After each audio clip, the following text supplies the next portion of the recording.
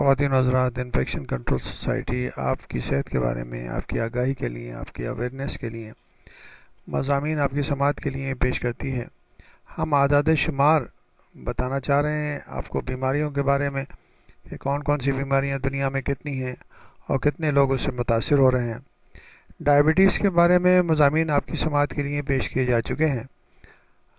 ہم آپ کو ڈائبٹیز کی اعداد و شمار بتانا چاہیں گے۔ 346 ملین افراد پوری دنیا میں ڈائبٹیز کا شکار ہیں، یعنی کہ 34 کروڑ 60 لاکھ افراد پوری دنیا کے اندر ڈائبٹیز کا شکار ہیں۔ بہت بڑی تعداد ہے، بہت بڑا فیکٹر ہے جو کہ اس بیماری کا شکار ہے۔ تو اس بیماری کو کس طرح کنٹرول کیا جائے، اس کو کس طرح یعنی کہ بہتر طریقے سے اس کا علاج کیے جائیں، یہ ہر فرد کو معلوم ہونا چاہیے، اور جب ہی یعنی کہ یہ کنٹرول کیا جا سکتا ہے۔ 2004 میں یہ اسٹیمیٹ لگایا گیا تھا کہ 3.4 ملین افراد کی موت واقع ہوئی جن کا بلڈ شوگر جو نا ہائی لیول پہ تھا۔ 3.4 ملین یعنی کہ 34 لاکھ افراد جو ہے ڈائبٹیز کی وجہ سے موت کا شکار ہوئے۔ یہ 2004 کی فگر ہیں۔ اب تقریباً 8 سال ہو چکے ہیں۔ آپ اندازہ کر سکتے ہیں کہ کتنے تعداد کے اندر لوگوں کی اموات واقع ہو رہی ہیں ڈائبٹیز کی وجہ سے۔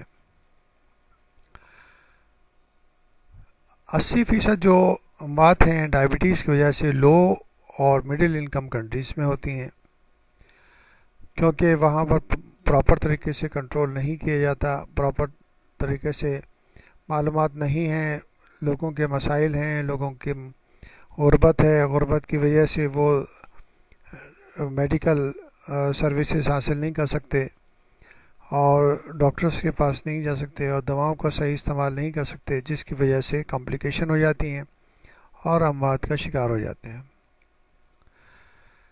WHO کی طرف سے، ورلڈ ہیلتھ آرگنائزیشن کی طرف سے بتایا گیا ہے کہ ڈائبٹیز کی وجہ سے جو بیماریاں ہیں وہ تقریباً ڈبل ہو جائیں گی۔ 2005 کی جو تعداد ہے وہ 2030 تک وہ تعداد ڈبل ہو سکتی ہے۔ ہیلدی ڈائٹ، اچھی غذا اور فزیکل ایکٹیویٹیز یعنی کہ ورزش، جسم کا وزن کنٹرول میں رکھنا، تمباکو نوشی سے پرہیز، شراب نوشی سے پرہیز اور بہتر طرز زندگی گزار کر لوگ جو ہیں ڈائبٹیز کو کنٹرول کر سکتے ہیں۔